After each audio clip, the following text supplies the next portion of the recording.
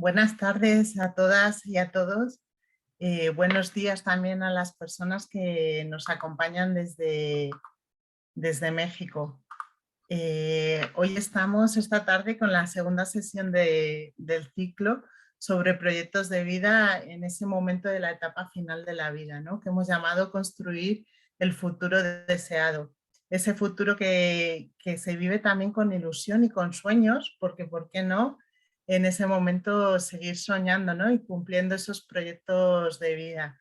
Estamos en una sesión muy especial porque hoy estamos dedicando esa sesión a todos los cuidadores, a todas las familias, ¿no? Que acompañan de forma más cercana a la persona en ese momento final de vida. Y estaremos esta tarde muy bien acompañados de Germán Payo y de Ángeles Ponce, perdón, que nos comentaba antes que siempre tenemos ahí problemas con el apellido. Y bueno, comentaros que Germán, que nos acompaña, que va a ser la primera persona que va a intervenir, es el fundador de Educamor. Él tiene mucha experiencia durante más de 20 años en formar y acompañar a personas, en entrenarlas en esto del humor, en esta sugerente palabra, ¿no? Y que parece que utilizarla en ese momento final de la vida nos puede chocar en algunos momentos, pero ahora nos explicará de la importancia de formarnos y de tener ese humor al final de la vida y en ese acompañamiento a las personas, ¿no? Y os queríamos comentar antes de continuar que se va a grabar el vídeo de la sesión, seguramente lo habéis podido ver, pero cortaremos el último momento, que es el último momento que vamos a destinar o dedicar para que podáis hacer preguntas tanto a Germán como a Ángeles, porque pueden ser preguntas más íntimas y entendemos que es mucho mejor así. Así que bienvenidos, disfrutad y Germán, cuando quieras, todo tuyo. Pues ya. Sí, ya. Vale. Sí. Si quieres compartir, abajo en compartir pantalla, creo que tienes presentación. Yo tengo, vale. Muchas gracias por la invitación y las reflexiones que voy a hacer aquí pues vienen de dos fuentes. Una es un proyecto de Educar desde el Humor que se ha realizado en un centro educativo y durante más de 20 años ha estado tratando de potenciar el sentido del humor en los profesores, en los alumnos y en los padres, y luego aplicarlo sobre todo a situaciones difíciles. Y luego, por otra parte, yo he dado talleres y cursos a personas que trabajan en cuidados paliativos, en hospitales, y luego yo he tenido mi propia experiencia. Recuerdo que mi suegro tuvo un cáncer y pude asistirle como cuidador principal los 10 últimos días de su vida. Entonces recuerdo que venía la gente a ver y el hombre estaba pues recibiéndolos y agradecido, pero cuando llegaban sus nietas y venían queriéndole decir, abuelo, hemos ganado a la Perion un juego por ordenador y ya tenemos 35.000 puntos y te hemos ganado a ti, decía, habéis hecho trampa. No, a él se le encendía la cara por delante, se le encendía, era como si diese un chute de morfina increíble. Las niñas le veían como que estaba vivo y los demás como una persona que, ay, pobrecito, ¿no? Entonces eso es importante, el ser capaz de ver que estas personas todavía viven. Entonces vamos a tratarlos como personas vivas. Y vamos a... Ajá. Bueno, vivir con humor hasta el final es lo que es como titulo yo estas pequeñas reflexiones.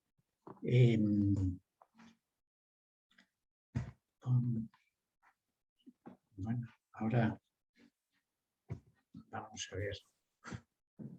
Deja de compartir pantalla. Esto siempre pasa. Tú tranquilo, Germán. No, si yo tranquilo estoy. Vamos a ver, ahora Ahí está. aquí ya parece que funciona. Bueno, pues una de las ideas que me parecen muy interesantes es aprender a desaprender. Veremos qué significa esto. Tenemos unas ideas en nuestra mente y podemos quitarlas de ahí y tener otras distintas. La primera es que la muerte es una cosa triste, seria. Y yo mi punto de vista, lo que digo es que aún desde que nacemos hasta que nos convertimos en cenizas, pues hay en todas las etapas hay humor y en todas las etapas hay risa. Un niño pequeño va a su padre y le dice: papá, que hemos tenido clase de educación sexual en la escuela y ya no tienes pito, ahora tienes peine o peineta, te lo digo esta tarde. Y lo podemos ver ahí. En la edad adulta me llegó un mensaje de: oye, le dice un hombre a otro, ¿llevas un zapato marrón y otro azul? Dice: oye, pues ¿sabes qué? Que en casa tengo otro par igual. Y un cómico que estaba muriendo le decían: tiene que ser difícil, ¿eh?, el morir. Y dice: no, lo difícil es hacer reír, el morir no es difícil. La primera idea que yo quiero poner es que el humor y la risa son muy beneficiosos para la salud física, mental y emocional. Vamos a tratar de ver ese último periodo de la vida donde entra, yo creo, puede entrar el humor. ¿Y por qué? Pues porque son muy beneficiosos tanto para el cuidador como la persona cuidada. Y luego, ¿qué efectos tiene en nuestra salud? Pues meten a una persona en un escáner, le ponen sensores y se dan cuenta que los pulmones ventilan mucho más, el corazón recibe un masaje cardíaco que es fantástico, la tensión muscular desaparece, la circulación se activa, luego tienes menos problemas cardiovasculares, la digestión mejora notablemente y hay una reducción de hormonas asociadas al estrés, la epinefrina, el cortisol y el dopa. Y lo que es más importante es que nuestro sistema inmune se fortalece. Hay una sustancia, la inmunoglobulina, que está en la sangre, y le dicen a uno: a ver, saca la lengua y toman una muestra, le hacen reír en un taller, vuelven a sacar el análisis de la saliva y resulta que esta inmunoglobulina ha aumentado notablemente. O sea, cuanto más me ría yo, mejor salud voy a tener. Doctor, ¿usted cree que perderé un ojo? El ojo. Dice: hombre, yo se lo he metido en su bolsa, si lo pierde es cosa suya. Si a mí esto me hace gracia, yo me río porque hay cosas que me hacen gracia. Pero lo que hay que aprender a desaprender es que se puede uno aprender a reír sin motivo. ¿Y por qué? Porque ¿quién cuida al cuidador? Pues está demostrado que los individuos con mayor sentido del humor muestran un nivel de salud significativamente mejor. En una investigación se ha concluido que el sentido del humor contribuye el 18% al bienestar total del cuidador y además se contagia. Buenos días, ¿qué tal has dormido? Tienes buena cara. A ver cómo nos lo montamos hoy. O sea, el sentido del humor del cuidador va a influir en la salud del paciente. Hace años, Christopher Reeve, que era el primer actor que hizo de Superman, tuvo una caída de un caballo y quedó tetrapléjico. Y fue al hospital y vinieron 3 médicos a decirle el diagnóstico: no se va a poder usted volver a mover del cuello para abajo. Y él confiesa que en ese momento se derrumbó, le entró una depresión tremenda. Y al instante aparece en la habitación un amigo íntimo suyo, Robin Williams, que era un cómico excepcional, vestido de médico, echando una bronca a los 3 doctores que había allí en ruso. Es decir, los 3 mirando así como extrañados, y él confiesa: yo al ver la confusión de esta gente, yo me reía. Y razoné esta frase que está aquí: si estando como estoy soy capaz de reírme, la vida no va a estar tan mal. Entonces, un poco la cuestión es que para poder reírme hay que entrenar un poco la risa. Entonces, vamos a hacer un pequeño experimento aquí, nada más, si os parece bien. Cuando yo llegue a 3, os vais a reír con todas vuestras ganas. A ver qué pasa, es un experimento nada más, ¿vale? 1, 2 y 3, ya.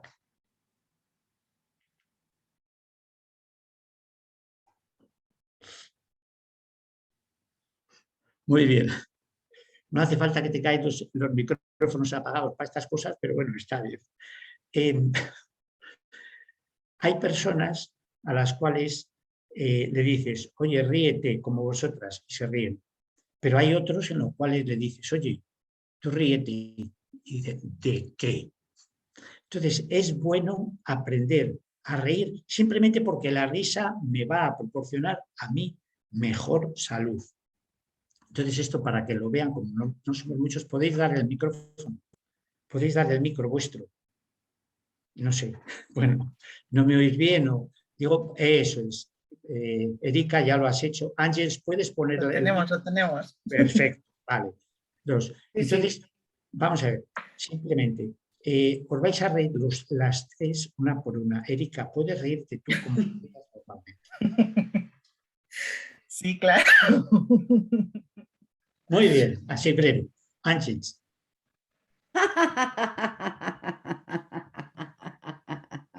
Muy bien. María.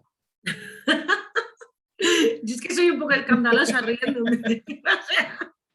Bueno, os dais cuenta, ya lo vamos a repetir más veces, que cada una os habéis reído de un modo distinto.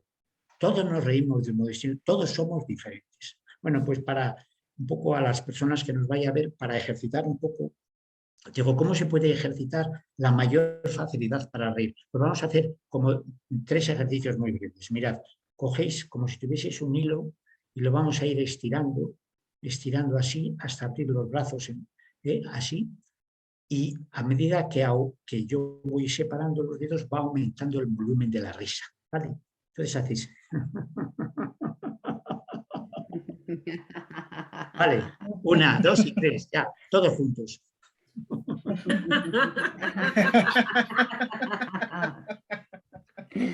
Muy bien. Ahora, la risa afecta, según nos riamos cada uno, a algún órgano distinto. Esto lo han estudiado los chinos ya hace miles de años. Entonces, nada más vamos a hacer un pequeño ejercicio para reírnos con las distintas vocales. Yo de modo muy breve. Vamos a ver cómo nos reímos con la A. A ver, ya. Muy bien. Con la E.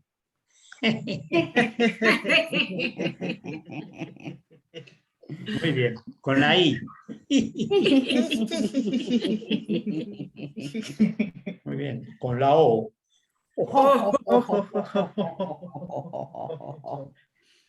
Y con la U. Muy bien. Y ahora con todas intercambiándolo. Por ejemplo, así. Vale, ya.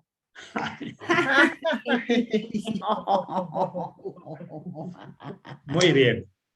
Y ahora una que yo creo la más importante, la risa silenciosa. Yo me río con todas las ganas. Si ponemos la mano en el vientre, nos tiene que vibrar la barriga. Eso significa que nos reímos bien. Si no nos reímos bien, nos ponemos la mano. Eso la risa no funciona así. O sea, no es beneficiosa. Bueno, entonces lo hacemos 1, 2 y 3, la risa silenciosa.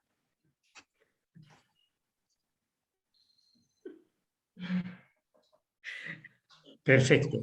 Pues cuanto más ejercitemos la risa, más fácil nos va a ser afrontar momentos difíciles, porque podemos recurrir a ella.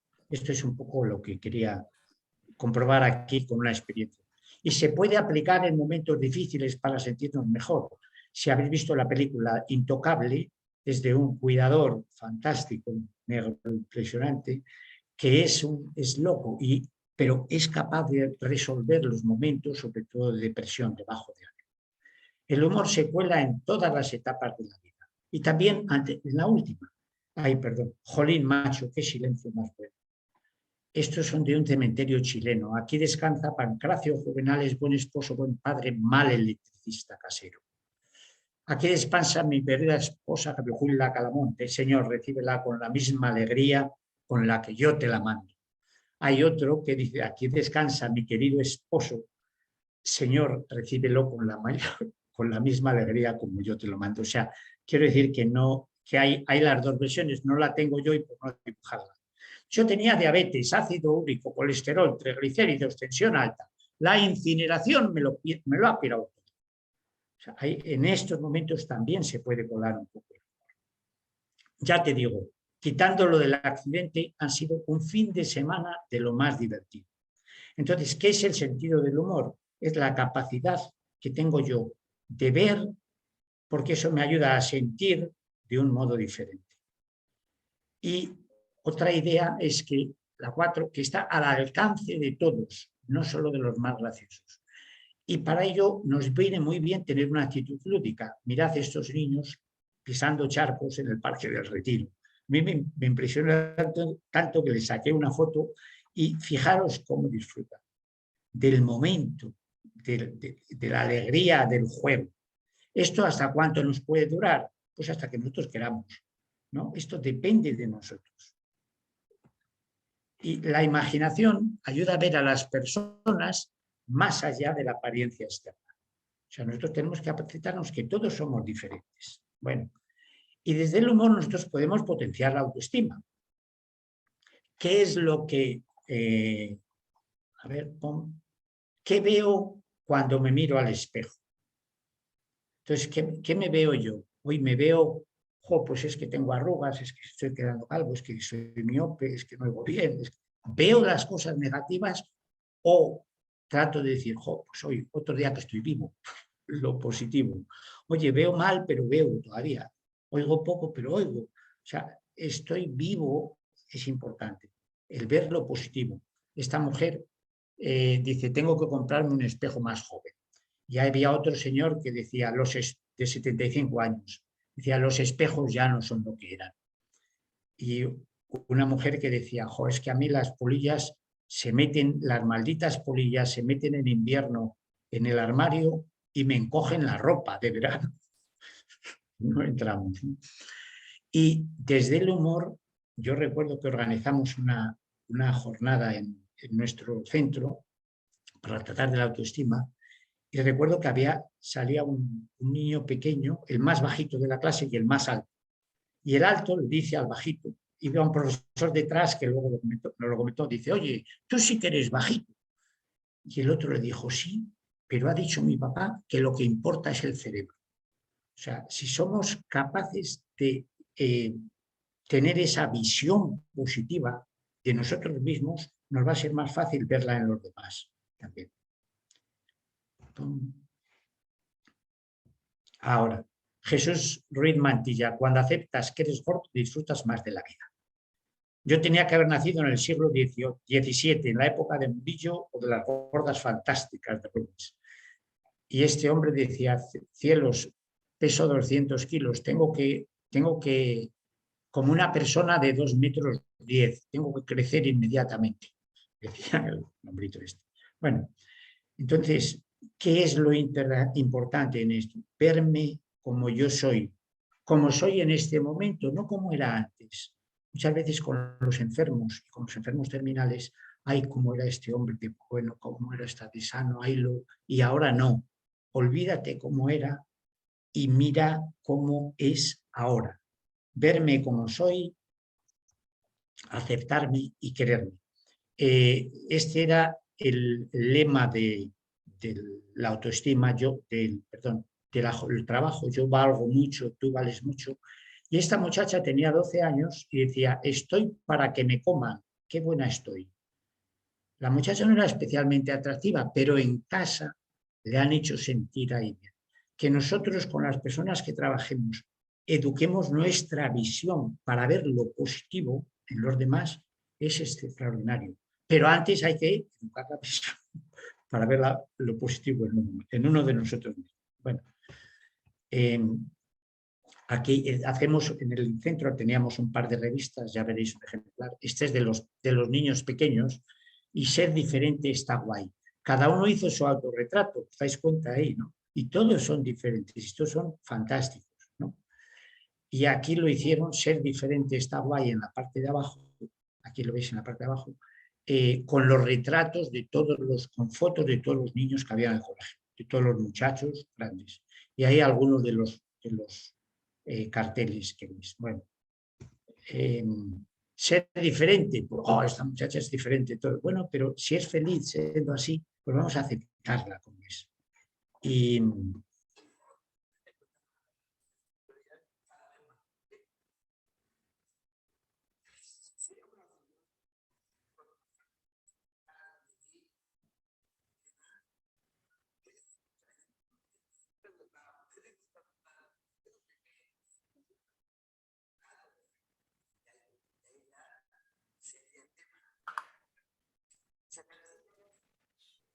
Germán, es un vídeo, ¿verdad?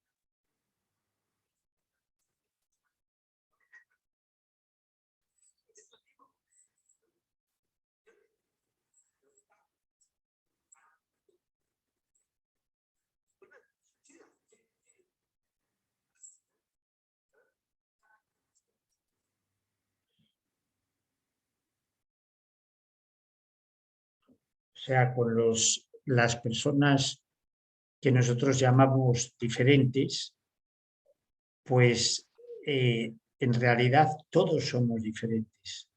Germán, hemos tenido un problema, ¿eh? No lo hemos visto el resto. Tú lo escuchabas, ¿verdad? Bueno, lo hemos visto, pero no lo hemos escuchado. No se ha escuchado nada. No, Bueno, no se escuchaba muy bajito. Así que si nos lo puedes explicar un poquito lo que decía. vale. Pablo Pineda es un muchacho con síndrome de Down y es entrevistado por Pepa Buena. Y Pepa Bueno le dice que, vamos a ver, vosotros tenéis dificultades, limitaciones. Y Pablo Pineda dice, oye, que la cuestión aquí es que los psicólogos nos han clasificado como síndrome de Down y con más o menos categoría de deficiencia, cuando no es así. O sea, nosotros somos diferentes, ¿no? Como tú no eres tampoco Naomi Campbell. Entonces, cada uno tenemos nuestras diferencias, ¿entiendes? No es que unos somos mejores y otros peores. Entonces, esto es la base, que para las personas que tienen síndrome de Down son personas iguales que nosotros, con los mismos derechos, con las mismas, pero simplemente que no tienen capacidades para hacer unas cosas, como yo tampoco tengo capacidades para tocar el piano o jugar al baloncesto de modo profesional. ¿Vale? Eso es un poco aceptar que todos somos diferentes. Es la idea del vídeo. Pues ya lo siento yo, porque bien, No, está Germán, en, no te en preocupes. internet. Está en un vídeo en internet. Pablo Pineda, entrevistado por Pepa Bueno. Ya os lo mando yo si queréis. Os dejo el enlace en el chat, que ya lo tenemos. Ahora os lo dejo para que lo podáis ver con tranquilidad. Ah, perfecto. O sea que se puede. Vale. Bueno, pues te caigo mal porque soy como soy. Pues mira cómo me importa. Y ya está. Entonces, desde el humor podemos sacar la asertividad. La asertividad es la capacidad de defender yo las ideas que quiero. Y que había una mujer que llevaba a su madre que estaba así inclinada y me contaba ella, que se encontraban todos los días con una mujer mayor que le decía, yo pastor así, mejor estoy muerta. Dice, un día ya me hartó y le dije, Mi madre tiene el cariño de sus 4 hijas y nietos, va a conciertos, a la playa, sale, es feliz, déjenos en paz. ¿No? La capacidad que yo tengo de defender siempre los derechos de las personas que van conmigo. Esta era una amiga mía que tiene un niño con síndrome de Down también, y el autobús, dice, estaba esperando el autobús y pasa uno y no le funciona. Y pasa otro, dice que no me funciona. Señora, que el elevador no funciona. Y dice, pues estoy harta. Pues lo arregla y no me muevo de aquí hasta que mi hijo esté dentro. O sea, y luego disfrutar de eso. Pero el conductor se bajó, lo reparó y fue capaz de subir. Bueno, tú lo que tienes que hacer es esto y lo otro y lo otro. Dice, siempre me he preguntado si el imbécil nace o se hace. A encoger y relajar glúteos me va a quedar un cuerpo de cine, que es un sistema para relajarse un poco. Tú encoges los glúteos, los relajas y centrando la atención ahí, pues ya tienes la idea esta de agresiva mucho más suavizada. El pensamiento alternativo, la creatividad. ¿Cuál es la esencia? La flexibilidad mental, aprender a ver las cosas de otro. ¿Qué ves aquí tú? Pues veo un enfermo, ay, pobrecito y tal. O veo también el cariño, la dedicación, la entrega, el buen ánimo, una sonrisa, una bendición para el paciente. O sea, ¿qué es lo que veo yo? La visión la podemos educar. Y aquí nos fijamos en lo negativo, en la enferma y en qué enfermedad más terrible, el Alzheimer, o en todo lo que transmite la cuidadora que causa esta sonrisa. ¿Cómo vemos la muerte? Créame, señorita, si le digo que me ha sorprendido usted muy gratamente. Si esto lo estamos transmitiendo en México, lo van a entender perfectamente con el Día de los Muertos, o las fiestas que montan allí ellos, ¿no? En torno a los difuntos. La plasticidad neuronal. ¿Cómo veo yo cosas que son tristes o que son difíciles con humor? Pues los estímulos que hago yo generan más conexiones en las neuronas y el humor nos ayuda, las estimula para encontrar el lado divertido de cualquier cosa. Esta es una visión de cómo puedo yo, con mi idea, ser capaz de defenderme de emociones negativas. Si tú alguien se te está poniendo borde y te molesta, entonces imaginarlo con una gallina encima de la cabeza es algo fantástico. Nos lo contó esto Forges en una vez que vino a nuestro centro.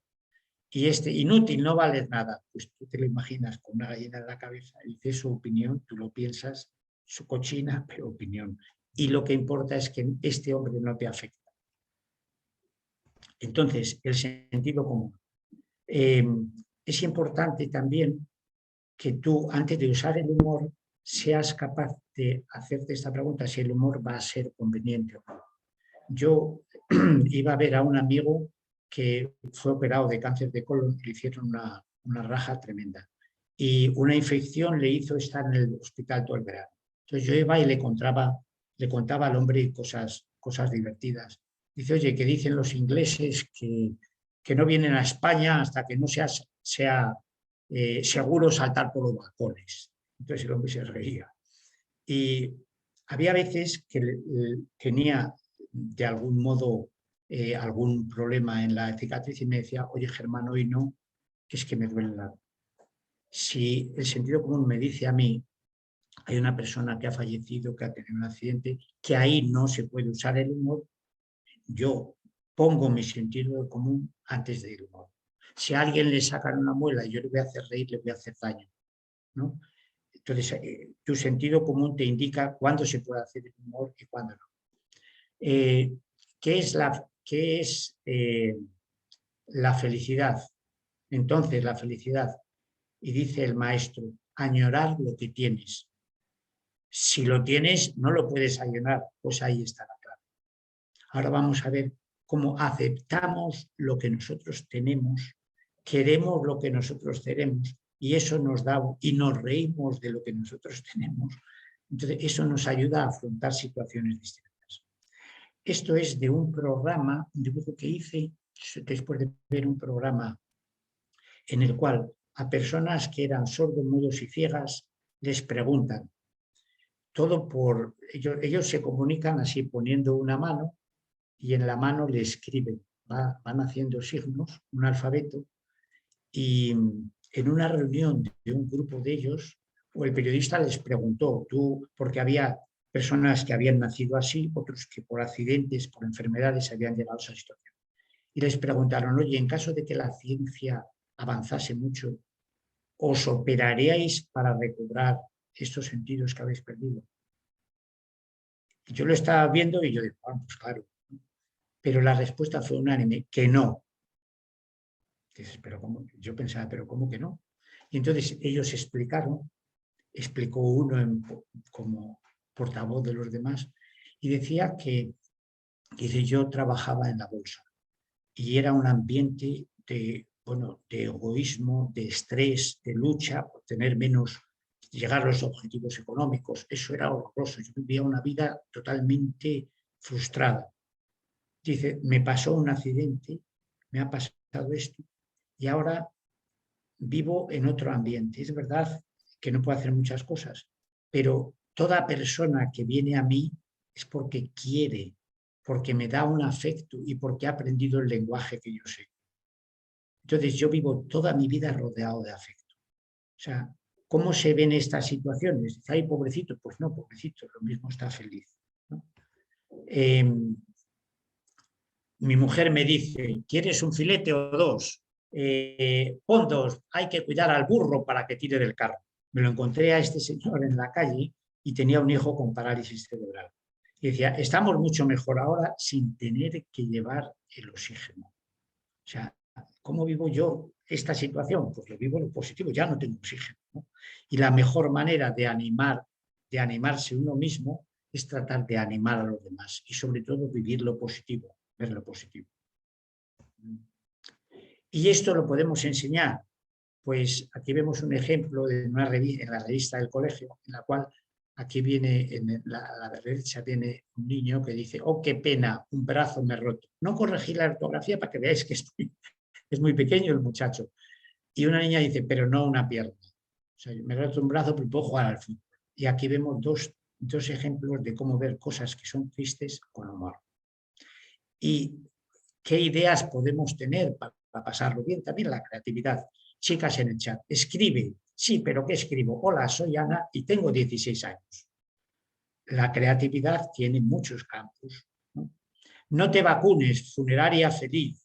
Y si nos haces caso, nos vemos pronto. Dice, mira qué ingenioso. Dice, pues yo no me pienso vacunar, por más que insista. Pues bueno, tú no puedes convencer a nadie, pero ves el ingenio para decir las cosas. No tengo ningún talento especial, yo solo soy apasionadamente curioso. Yo te invito a ser curioso. ¿Cómo se puede ver esto, lo que sea, desde el humor? ¿Y es arriesgado esto del humor? Pues es verdad, porque a veces puedes meter la pata. Pues tú pides perdón, la sacas y vuelves adelante tratando de arreglar a los demás. ¿Qué es el sentimiento alternativo? Este hombre tendría que estar feliz, ¿no? Y sin embargo está sufriendo. Es el jugar también con los sentimientos. Ríete, no te deprimas. Esto trabajamos durante una jornada en el centro sobre este lema. Cuando tú eres capaz de reírte, los pensamientos negativos desaparecen momentáneamente. Vale. Ten cuidado. Yo sabía la anécdota de Tomás Moro, porque cuando fue condenado a cortarle la cabeza porque se había opuesto al matrimonio de Enrique VIII y Ana Bolena. Entonces, al subir al cadalso, le dijo al verdugo, ayúdame a subir, hijo, que para bajar ya me arreglo solo. Pero no sabía esta otra. Decía, ten cuidado, no me cortes la barba, que me favorece mucho. O sea, cómo en estos momentos tú puedes ver las cosas de otra forma, o te puedes divertir también. Estoy quemadito, pues acostúmbrate a estar cómodo, incómodo, qué difícil. Y reír ayuda, más difícil todavía. Eso sí. O sea, no estoy diciendo que todo esto que yo digo sea fácil, ¿no? Pero que es importante poderlo desarrollar. Y en la agresividad, no se puede uno enfadar y reír al mismo tiempo. En un coche no se puede poner la primera y la marcha atrás a la vez. Por eso trabajamos esto, no te enfades, ríete. Cuando tú te enfadas, tu cuerpo segrega adrenalina, cortisol, que te mandan rápido a una respuesta rápida. Y cuando tú te ríes, tu cuerpo, tu cerebro segrega serotonina, endorfinas, hormonas que a ti te relajan. Entonces tú no puedes estar relajado y activado al mismo tiempo. Por eso, si entrenamos mucho la risa, a veces se puede utilizar para que no tengamos estos sentimientos negativos. Amigas, os voy a dar una receta contra la tristeza. Compra un pollo, lo doras bien, le agregas vino, ron, whisky, cerveza, luego tiras el pollo a la mierda y te bebes el caldo. Pues ya está, la receta. Humor corporal. No me insultes con tanto cariño que se me pone la cara así. Entonces, vamos a hacer un ejercicio sobre esto, pero voy a ver si al final. Bueno, la comunicación desde el humor llega mejor. Moderes tu velocidad, lo del domingo de resurrección no está demostrado. Y este otro, la Guardia Civil recuerda que los que beben y vuelven a beber son los peces. Para todos los demás son 6 puntos. ¿Cómo damos el mensaje de ir despacio? Pues cuente historias que a usted le han hecho sonreír. Pues esto es importante, ¿no?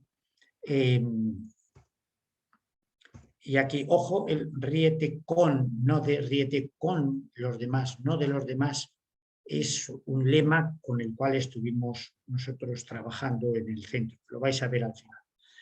Y ojo, el sentido del humor no es decir chistes. Yo durante muchos años estaba dando cursos de 40 horas sobre cómo educar desde el humor y no hemos dicho ni un chiste. Y yo nada más cambié de opinión, pues un día que salí yo de una clase realmente tenso y me ve un compañero y dice, ¿pero dónde vas? Digo, no he matado a ninguno, eso es lo mejor que he hecho en la clase.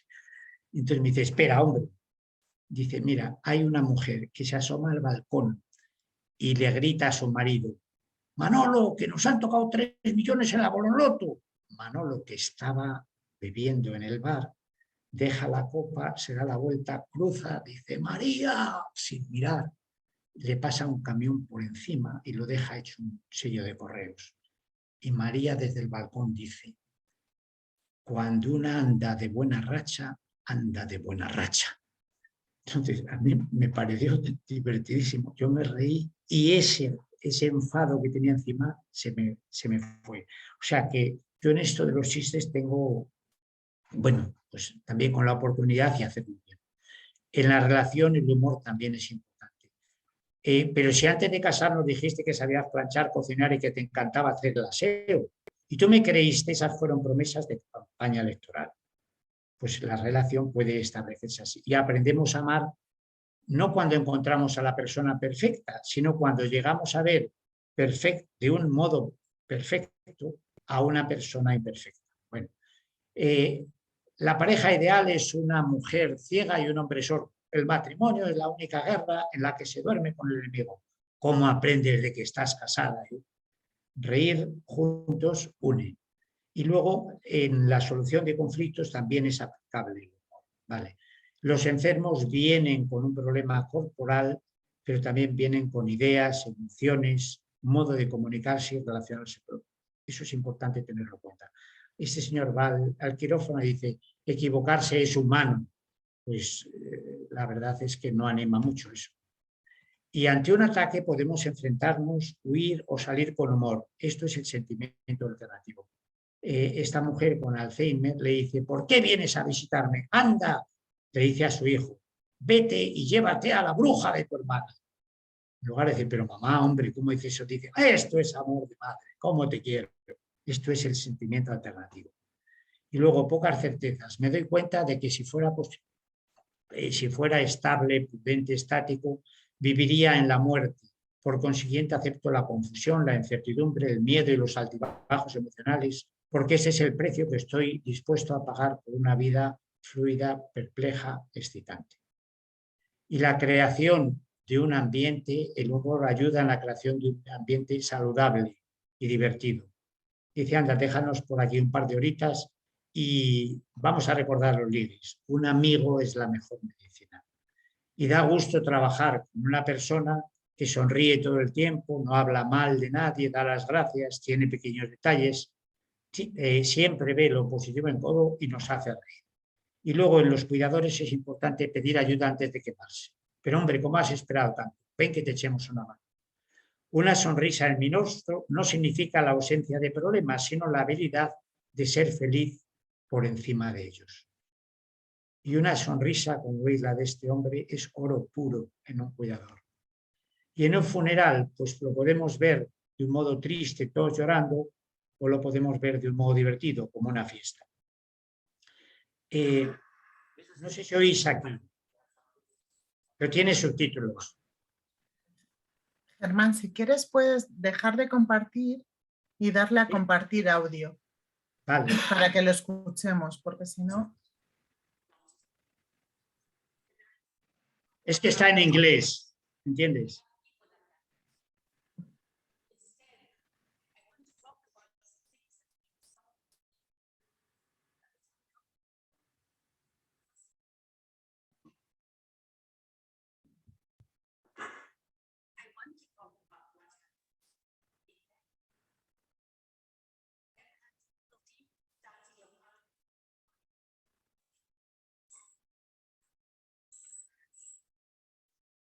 Está haciendo el ruido de un motor.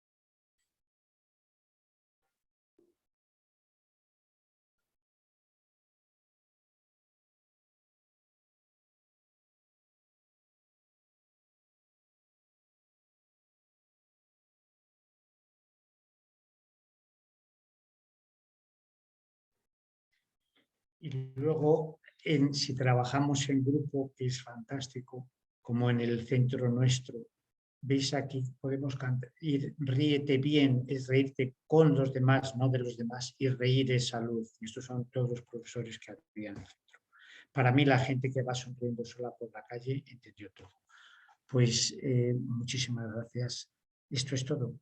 Un minuto más para una historia que me queda en el coleto. Y es una pareja fue a pasar en la montaña sus vacaciones. Él iba a nadar, a remar y pescar por las mañanas, volvía, desayunaba y ella se iba a leer al centro del lago un libro.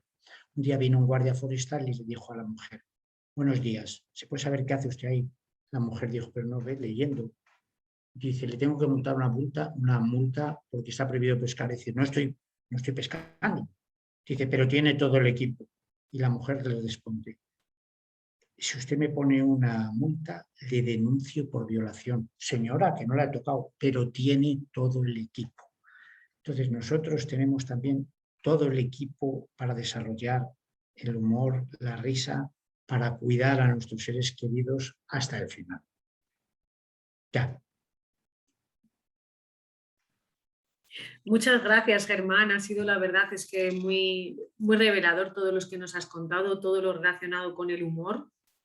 Ha sido fantástico, la verdad, y todos los ejemplos que nos has puesto.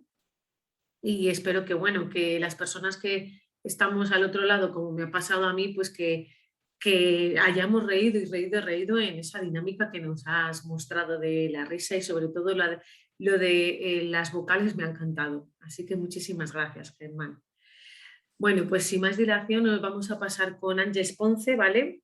Ella es terapeuta familiar, instructora de mindfulness y especialista en procesos de duelo. Ha trabajado ya con nosotros en plena inclusión, en formaciones de duelo y bueno, pues estamos encantados de tenerla con nosotros y Ángeles, cuando quieras, te paso la palabra. Muchas gracias. Muchas gracias por invitarme y un saludo a todas las personas que no veo en este momento. Espero que os comuniquéis con nosotros a través del chat para luego poder responder a las preguntas. Yo tenía el encargo de hablaros de acompañar a la persona con discapacidad al final de la vida. Es un tema muy largo y muy profundo, creo yo, y el reto es hacerlo en tan poco tiempo, así que voy a intentar transmitir las ideas que creo que son principales para mí y cualquier cosa o duda que tengáis, pues lo hablamos al final, si os parece. Yo tengo la suerte de dedicarme a lo que más me gusta y una de las cosas que hago es, en este momento estoy llevando 2 grupos de duelo, uno formado por personas que han perdido algún ser querido y luego también estoy dinamizando un grupo de duelo de madres y padres que han perdido a sus hijos hace bien poco. En mi trabajo anterior he estado trabajando en una fundación donde atendíamos a niños muy pequeños con pluridiscapacidad y a lo largo de los 14 años que he estado trabajando ahí he podido acompañar a las familias que han perdido a sus hijos antes, durante y después de la muerte. Así que un poco esto, lo que os voy a contar es más para que penséis en ello que para dar ninguna receta mágica. ¿Sí? Pues empezamos. Y está muy relacionado con lo que nos ha contado Germán. Ya veréis. Ya veréis. En primer lugar, nos tenemos que preguntar cómo vivimos la muerte hoy, ¿no? ¿Dónde vivimos? ¿En qué lugar vivimos? ¿No? ¿En qué sociedad? ¿Qué es la muerte para hoy, en el siglo XXI? ¿No? Lo cierto es que vivimos de espaldas a la muerte. Fijaros cómo escondemos cualquier signo de envejecimiento, me salen las canas, me tengo que teñir, me sale una arruga, tengo que correr a buscar algo que la corrija, ¿no? Todavía hoy no hablamos de ello abiertamente. Hay personas todavía que hablas de la muerte y incluso hacen signos, ¿no? Tocan madera o se dan así en la cabeza para, no sea que hablar de la muerte, pues la llame de alguna manera, ¿no? En general, como no se habla de ello, ¿no?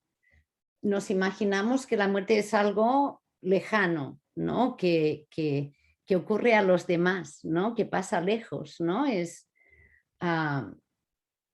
Cuando aparecen reportajes del Open Arms hablando de los rescates que ha habido en el mar Mediterráneo y aparecen pues personas que flotan en el mar Mediterráneo, bueno, pensamos que eso les pasa a ellos, ¿no? Pasa ahí, ¿no? Pero el mar Mediterráneo es el mar donde yo me baño cada verano. Lo tengo al lado de mi casa, pero eso pasa ahí, pasa lejos, ¿no? Hay esta bueno, esta paradoja, ¿no? Por un lado está el morbo de estar acostumbrados a ver en la televisión muertos, cadáveres, películas tremendas donde matan a todo el mundo, videojuegos, bla, bla, bla, ¿no? Pero por otro lado, nos cuesta hablar de la muerte. De alguna manera la trivializamos y la podemos trivializar porque la imaginamos lejos, ¿no? En realidad creamos un espacio seguro o queremos crear un espacio seguro entre nosotros y la muerte. Se habla mucho de envejecimiento, mucho en personas con discapacidad, pero se habla muy poco de la muerte de las personas con discapacidad, ¿no?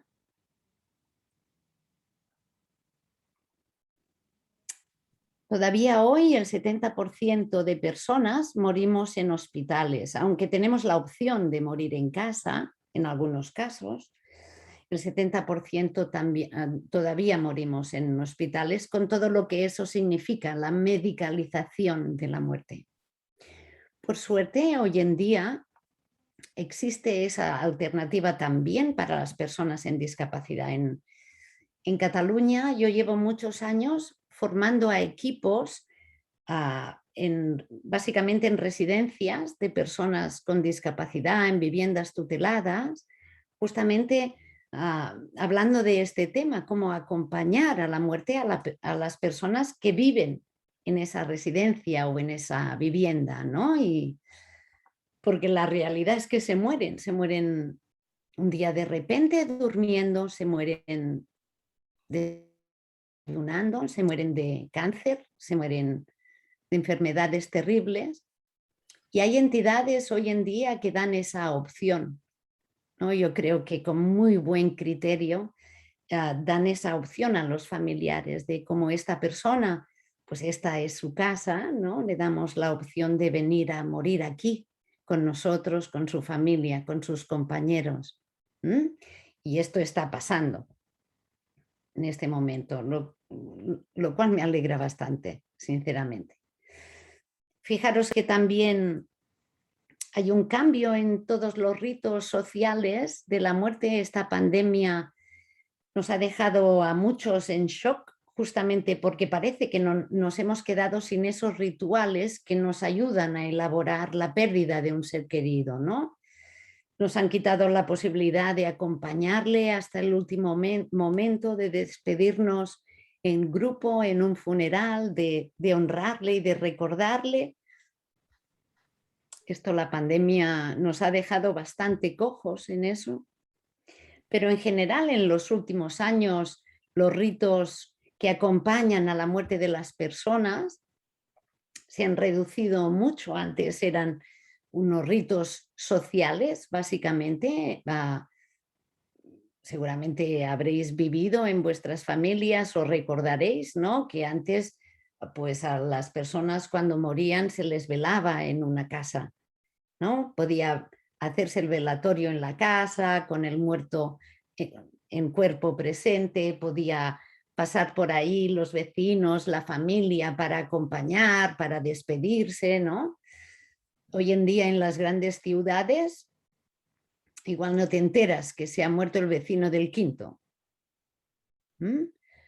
Llevamos la muerte y los ritos de muerte se han individualizado mucho, ¿no? Forman parte del círculo más íntimo y privado de las personas. Hay unos tanatorios que tienen un horario, ¿no?, de 9 a 9 de la noche. Cuando llegan las 9 te tienes que largar y luego... Ha cambiado mucho todo esto, ¿no? Se está reduciendo todo.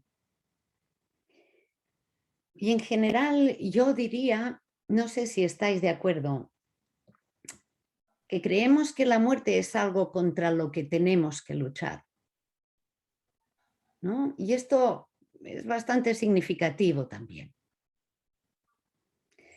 El cáncer infantil existe, por poner un ejemplo, ¿eh? El cáncer infantil existe. Pero cuando es el día del cáncer infantil, o cuando se hace algún reportaje o aparece o buscas alguna noticia relacionada con eso, te aparece pues eso, la lucha contra el cáncer. Aparecen los pequeños valientes, los héroes que luchan contra el cáncer y lo vencen. Pues bien, hay otros niños que murieron a raíz del cáncer y esos no aparecen. Esos no aparecen. Si planteamos la muerte como algo contra lo que tenemos que luchar, ¿qué ocurre con todas las personas que mueren de cáncer? ¿Son unos cobardes? ¿No lucharon?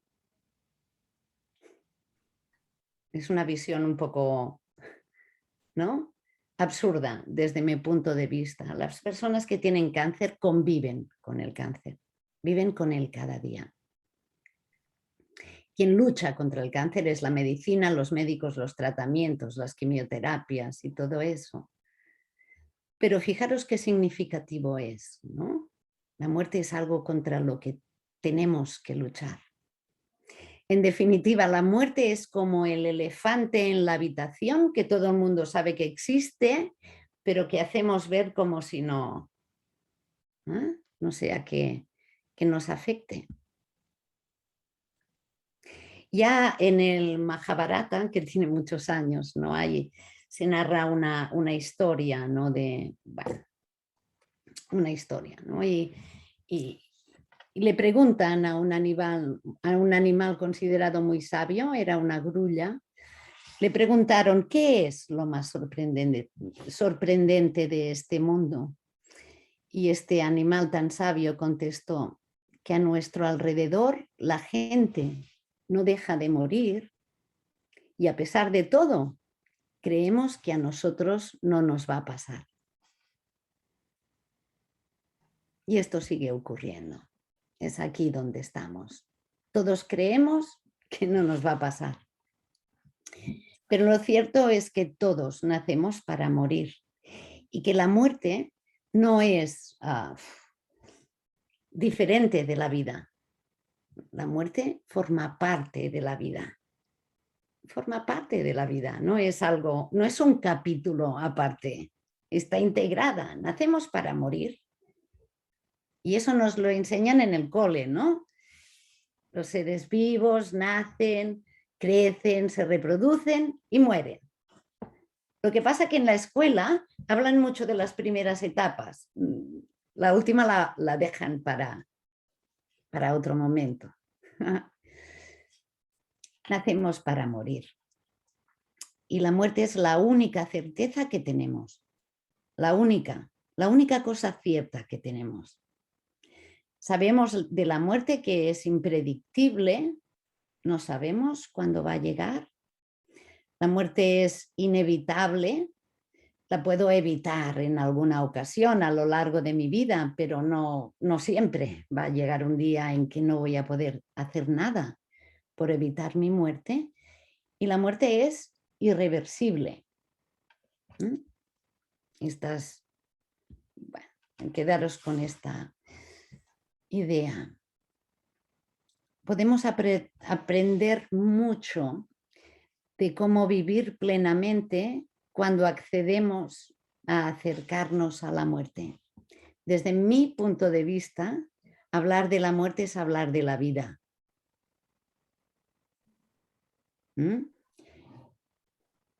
Hablar de la vida. Y ahora veréis por qué digo esto. Antes deciros que todas las personas afrontamos la muerte de manera personal, individual. Tiene que ver con muchas cosas, depende de muchas cosas. La manera como afrontamos la muerte depende de nuestra cultura, nuestra historia, nuestras experiencias, qué tipos de muerte hemos vivido a lo largo de nuestra vida. Si hemos sufrido muertes traumáticas por suicidio, hemos podido acompañar a alguien que moría o quizás no hemos tenido ninguna experiencia de muerte cercana, eso también es posible. La manera como yo veo la muerte tiene que ver con eso, sobre todo con mis experiencias, pero también con mis creencias, y no solo las religiosas. Tiene que ver con muchas cosas. Quedaros con eso, la manera de vivir la muerte es absolutamente individual y personal. Pero la manera como afrontamos la muerte también tiene que ver con cómo vivimos la vida, a lo que nos aferramos, a lo que nos resistimos. ¿Cómo vivimos la vida? Me gusta, esta frase es muy significativa, la decía Elizabeth Kubler-Ross. Y decía, morimos 1000 veces antes de morir. Y está claro que la gran pérdida que tenemos en nuestra vida es la vida. Esa es la gran pérdida. Pero mientras tanto, vamos perdiendo muchas cosas.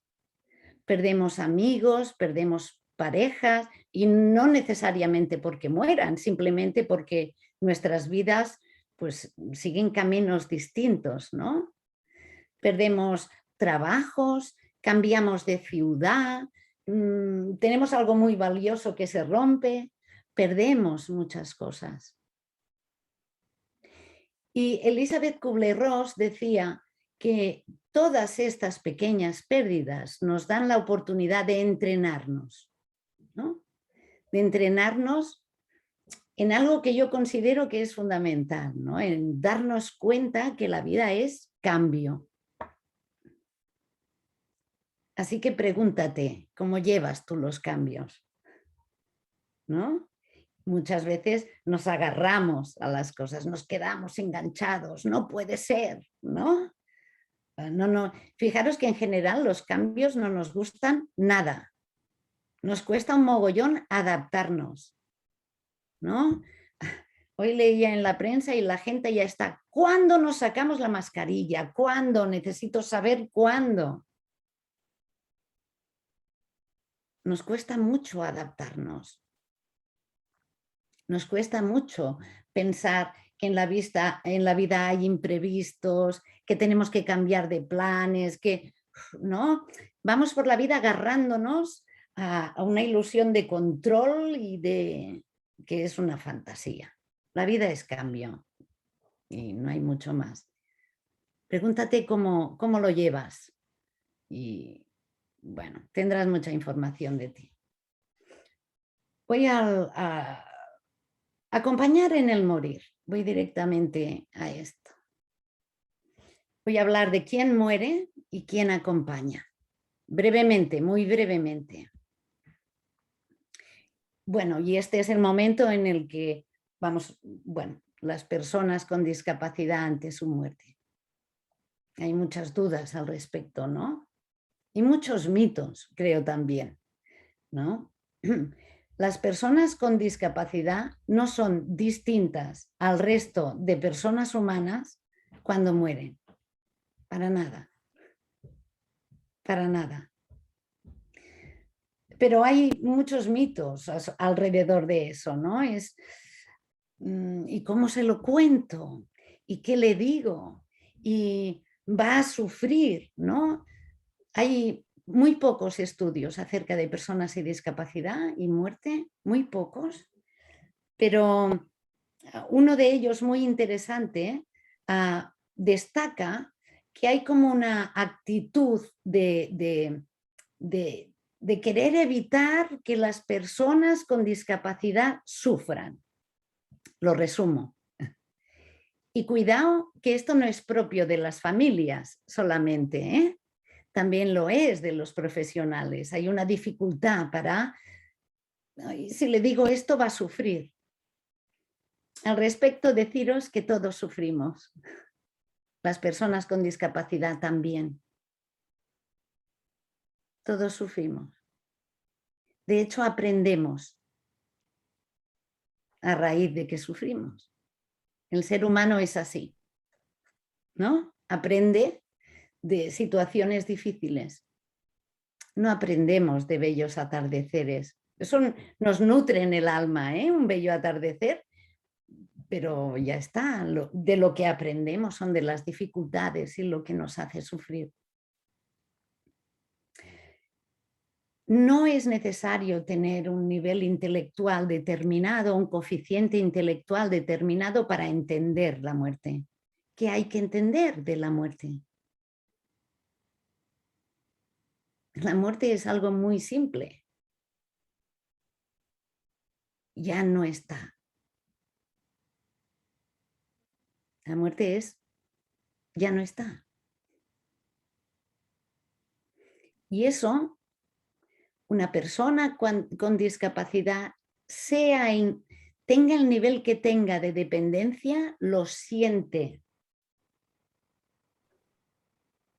Una persona gravemente afectada del nivel que tú quieras, lo siente. Siente que su mamá murió. Lo siente y expresa con inquietud, con, no sé, agitación, con letargia, con pérdida de hambre, con... ¿Sabéis? El proceso de duelo, las señales de que una persona está en duelo, muchas veces nos limitamos a pensar en las etapas de duelo, de negación, rabia, aceptación. Tenéis que saber que los síntomas del duelo son muy parecidos a los de una depresión en un inicio, por eso se confunden mucho, pero se expresan a diferentes niveles. Una cosa es lo que la persona expresa o puede expresar acerca de sus emociones. Estoy triste, siento mucho dolor, me duele mucho, pero también se expresa a nivel físico, con trastornos de alimentación, trastornos en el sueño y trastornos comportamentales o conductas determinadas, ¿no? Cuando estamos de duelo tenemos la mente embotada, estamos confundidos, nos sentimos agitados. Hay gente que le da por limpiar y hay gente que le da por no moverse de la cama. Eso lo manifiestan también las personas con discapacidad. Sienten la pérdida, sin duda. Y os digo que hay diferentes niveles porque a veces el problema es nuestro, que solo no dice nada, no expresa nada, parece que no pasa nada, porque miramos lo que cuenta, no miramos cómo come, cómo duerme. Así que acerca de las personas con discapacidad, dicho esto, quiero destacar otra cosa. Y lo digo por mi experiencia, por las personas con discapacidad que yo conozco, cómo viven las personas con discapacidad.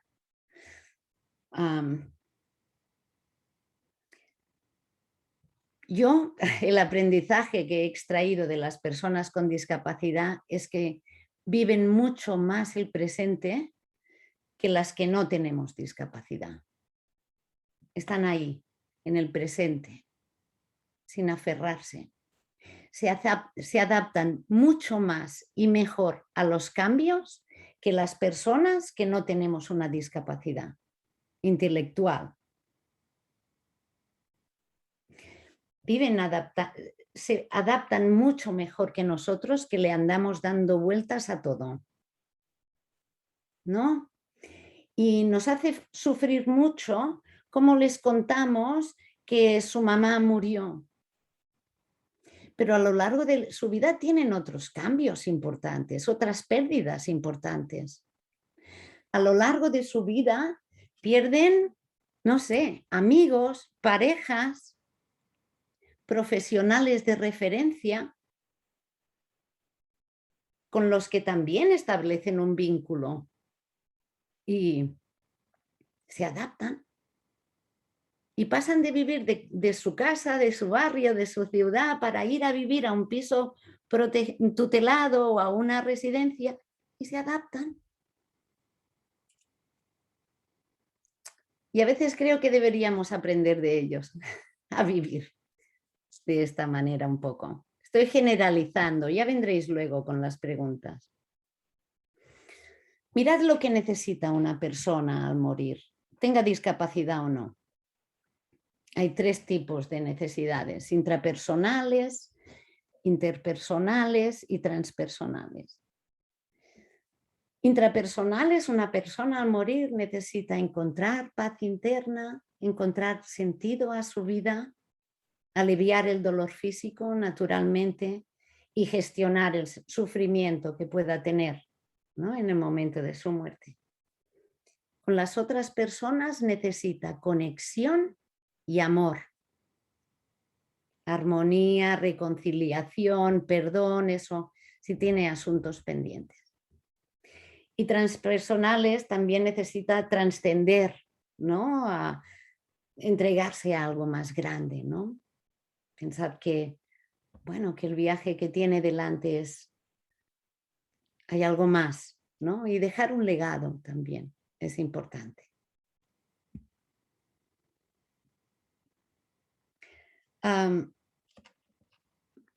La muerte no tiene solución, acompañar a quien la sufre sí. Y escuchar nuestro propio dolor nos conecta con los demás, no la teoría del duelo. Escuchar mi propio dolor. Antes mi compañero hablaba de reír con los demás, ¿no? Yo hablo de sufrir con los demás, de sentir, que es lo mismo. Quien acompaña es sumamente importante, muy importante, es lo más importante. Es importante que si yo estoy acompañando a una persona que muere, tenga muy claro cuáles son mis creencias ante la muerte, cuál es mi experiencia, qué miedo despierta en mí y qué expectativas tengo respecto a la muerte. Esto es de suma importancia. Antes Germán mostraba la foto de Mathieu Ricard, ¿no?, un monje budista con todo de electrodos, ¿no? Y decía que la risa es algo que se contagia, ¿no? Ahí están las neuronas espejo que nos hacen resonar. Las personas humanas llevamos en nuestro cerebro la capacidad de resonar con las emociones de los demás. Por eso la risa se contagia y por eso el dolor se contagia también. Cuando estoy ante una persona que muere, a mí me resuena todo eso.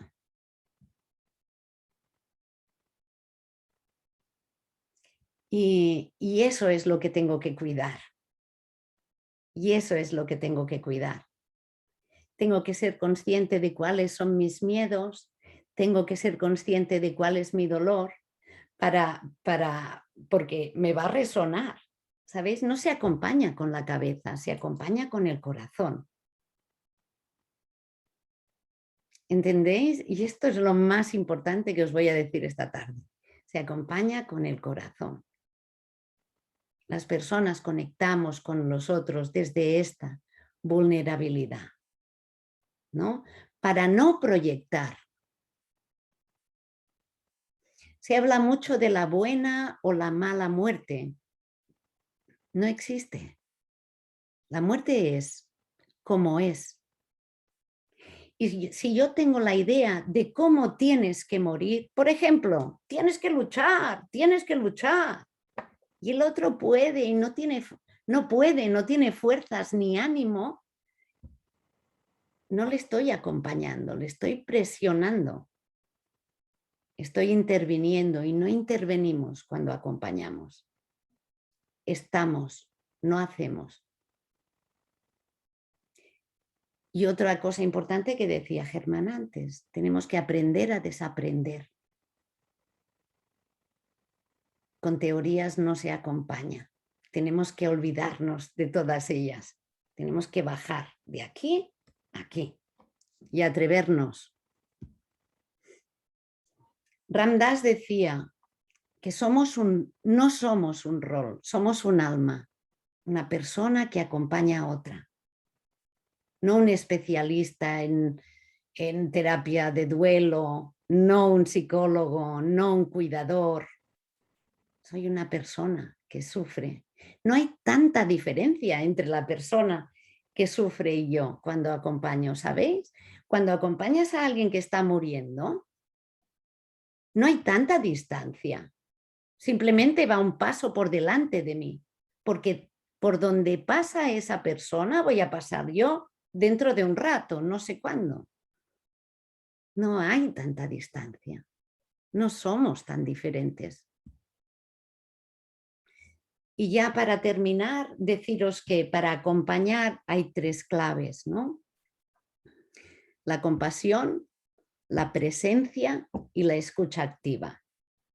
Y seguramente no hay tiempo de hablaros de todo esto, pero de escucha activa, para resumiros qué es, y con esta transparencia termino, me gustaría que recordarais esto. Escuchad, y si podéis cerrar los ojos. Prueba esto. Siéntate en compañía de una persona sin una solución a su problema, sin desempeñar ningún papel. No analices, no repares, no intervengas, no enmiendes. Escucha con generosidad, como si ella tuviera ya todos los recursos que necesita. Imítate a respetar y a recibir lo que se te brinda. Ni siquiera es importante que comprendas. Imagina que basta con tu presencia oyente, que es justo lo que necesita. Un silencio receptivo suele ser más sanador que todas las palabras bien intencionadas. Pues hasta aquí mi intervención. Muchas gracias por acompañarme y ya. Muchas gracias. Muchas gracias a ti, Ángeles, nos ha gustado muchísimo. Os había dicho que por favor que en preguntas y respuestas pusierais alguna pregunta, alguna duda que tengáis, y no tenemos ninguna, pero no sé si Erika o Germán o Ángeles tiene alguna pregunta. Nos lo hemos pasado muy bien y hemos reflexionado y yo esta tarde estoy como con mucha calma, ¿no?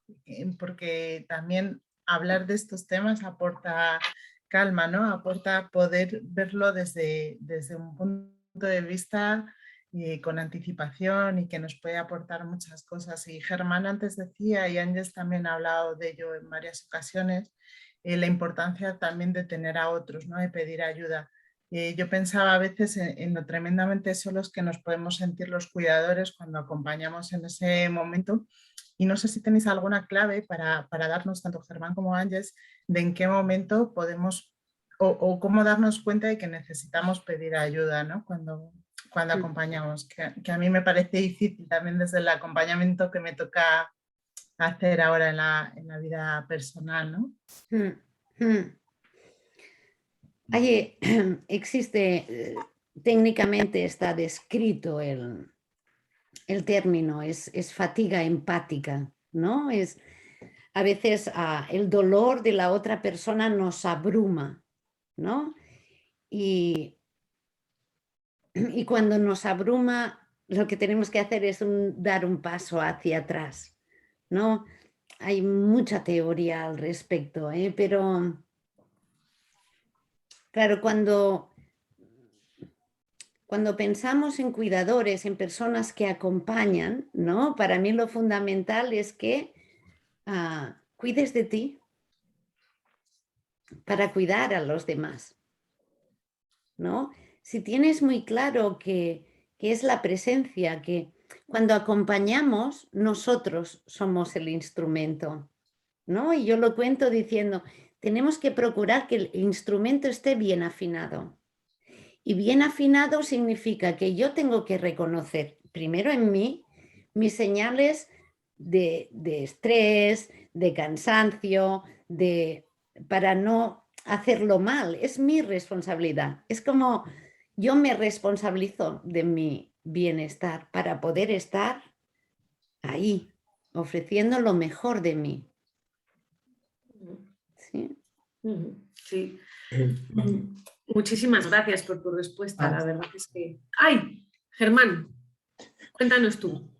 Es que lo que estaba diciendo Ángeles sobre los cuidadores a mí me parece importantísimo. Yo he dado durante todo un año un taller a personas mayores de 65 años. Entonces, había una mujer de 83 que estaba cuidando de 2 hermanas suyas. Entonces sus hijos le decían, por favor, no te pierdas el taller de risa. Era un taller de risoterapia semanal. Dice, porque es que vienes nueva. Entonces, yo, desde mi punto de vista, he tenido experiencias que a mí me han tocado mucho. Una mujer, después de un taller de 6 horas, me dijo, mira, hace 16 años se me murió un hijo y no me había vuelto a reír desde entonces. Entonces, cuando tú de algún modo provocas la risa, esa sin motivo que salta, eso influye en nuestro ánimo y como lo que les recarga las pilas para seguir en su trabajo. O sea, lo que dices tú es que la base es que se cuide el cuidador. Yo digo un poco que con el humor y la risa, pues tiene esa base un poco, no para solucionar, porque tú estás cuidando de tu mujer que tiene Alzheimer y tú estás con un estrés tremendo. O sea, y la solución de eso es que no tienes solución. Has querido tú cuidarla, pero salir de todos modos y cargar las pilas es fantástico, ¿no? Que puede ser de 20.000 modos. Yo digo porque es el que me estoy metido, ¿no? Pero que es eficaz. Lo suscribo, Germán, totalmente. Que la base es que se cuide. Sí, debería estar para mí tiene muchísimo sentido. Los talleres de risoterapia que he hecho alguno y me lo he pasado fenomenal, altamente recomendado, tanto en cuidadores profesionales como no profesionales. Sí, totalmente. Es verdad. María, sí, estaba escribiéndolo en el chat. Perdón, mientras respondíais, ¿no? Porque la semana que viene vamos a tener la tercera sesión del ciclo y vamos a tener una conversación con personas con discapacidad que nos van a hablar de esto. Y Ángeles nos decía, se habla mucho del envejecimiento de las personas con discapacidad, pero pocas veces se da la oportunidad de hablar de estos temas, ¿no? De hablar de la muerte con la cercanía con la que hemos hablado esta tarde, del final de vida, de los deseos que tienen, cómo les gustaría ser cuidados y por qué les gustaría ser acompañados, ¿no? Entonces, el día 15 de octubre, el próximo viernes a las 10:30, tendremos esa oportunidad, ¿no? Yo creo que es muy interesante también para todos, para otros compañeros de los servicios ocupacionales, para los profesionales, para las familias, poder escucharlo en su voz. Así que os vamos a dejar en el chat el enlace para que os inscribáis y bueno, que os esperamos. No sé, María, si tienes alguna pregunta más. Nada, no tengo nada más que deciros, solo agradeceros, que es muy importante también, agradeceros a Ángel y a Germán que hayáis estado con nosotros esta tarde de viernes de puente. Y bueno, a las personas que habéis participado, pues muchas gracias también, porque la verdad es que teneros ahí, que nos estéis escuchando, pues nos hace sentirnos que por lo menos pues estamos aquí para algo, ¿no? Y para trabajar con vosotros y bueno, pues daros mucho las gracias.